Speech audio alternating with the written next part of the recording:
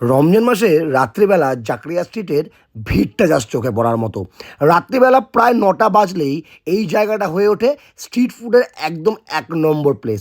যেখানে তুমি পেয়ে যাবে মহব্বতের শরবত থেকে শুরু করে প্রায় খাবারের ২০০টা প্লাস আইটেম। আর তার সঙ্গে এই গাজরের হালুয়া এবং বড় বড় এই যে খাস্তা পরোটা বিক্রি হচ্ছে, এটাও পেয়ে যাবে মাত্র ৫০ টাকায়। আর এখানে আসলে এখানকার এই হালুয়া এবং পরোটা হবে মাস্ট রেকমেন্ডেড। তার সঙ্গে একই ছাদের তলায় তোমরা পেয়ে যাবে রোস্টেড চিকেন, চিকেন বনলেস, কাবাব এবং কাবাবের প্রায় ২০০টারও বেশি আইটেম।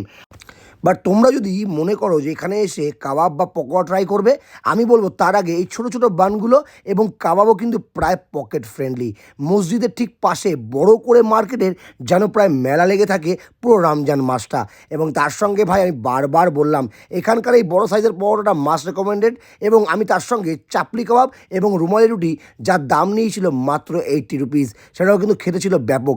আমি জানি না কতজন তোমরা রমজান মাসে এই জাকারিয়া স্ট্রিটে এন্ট্রি করেছো। যারা এখনও যাওনি তাদেরকে বলবো গিয়ে জাস্ট এই জায়গাটা একবার ঘুরে আসো। আর যারা অলরেডি গেছো তারা আমাকে কমেন্ট বক্সে কমেন্ট ড্রপ করতেই পারো কেমন ছিল এখানকার খাবার আর কোন আইটেমটা তোমাদের বেশি ভালো লেগেছে। নতুন নতুন খাবার জায়গা দেখার জন্য চ্যানেলটাকে কিন্তু সাবস্ক্রাইব করে দিও। আর তোমাদের কোনো জায়গা ধ্যানে থাকলে প্লিজ কমেন্ট করে আমাকে জানিও। বাই।